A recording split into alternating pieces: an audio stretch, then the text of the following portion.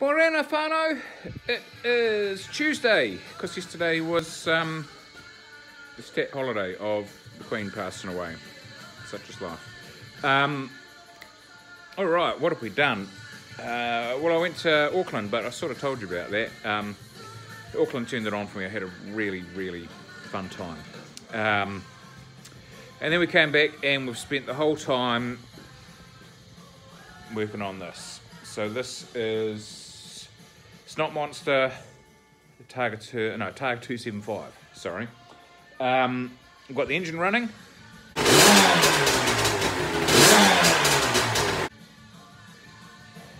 And now it's just the dialing in the little bits. We've just got to plumb up the, hang on, spin you round.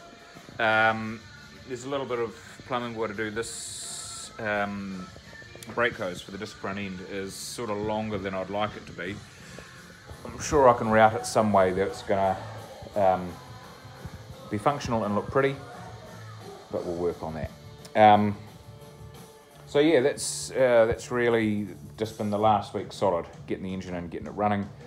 And it was, I said this last time I talked about it, what a beautiful engine, but you just sort of got to double check everything because they don't have the finish quality of something that's in production in the tens of thousands or hundreds of thousands. This is sort of I think it's made more than 100. That's pretty impressive for what it is, but it's still a bespoke engine really. So just to bore you, it came with, can you see these little things? So these are little cable splitters. So everything needs to go to two places instead of one. Obviously the choke needs to be split so that you can turn both chokes on. The throttle needs to be split so you can turn, open both carbs with the throttle. And those little things, beautifully engineered little things, but the finishing on them just needed a little bit of work. The holes weren't tapped deep enough. The cables couldn't fit through properly, so there was just a lot of time sunk up making those. And like I say, once you do that, I think you'd be hard pressed to find a better unit. But they just, like I say, they didn't just bolt in. Everything just needed a bit of frickin' fettling. So yeah, this is going to be, hopefully today, tomorrow we'll button this thing up. Now I also put a little picture on the Instagram.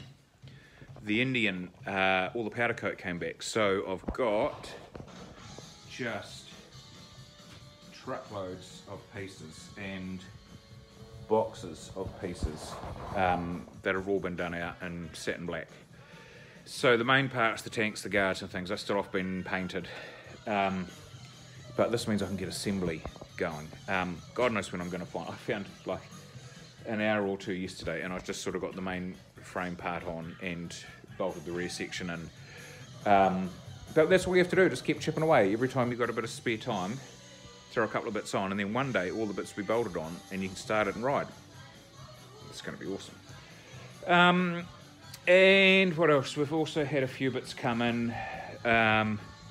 We've got the TV 175 come for the engine swap dance with the SX200.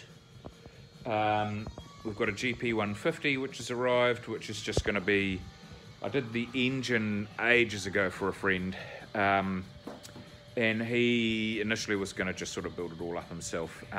He didn't, he sold the project, someone else has given it to me and said just put it together and make it run and call me when it's done. So we'll be doing that too.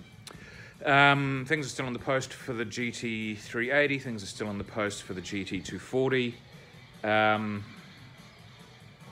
I think that's about it, to be honest with you. Alright team, so there you go. I'll post pictures of this when this is done, and then we'll start the dance of the next things. Oh, the Motor Guzzi, we've got an electronic ignition kit here for that, so I'll probably try and whip that on later this week, and hopefully that solves it, and he only gets to ride it for the first time since he's owned it, which would be magic.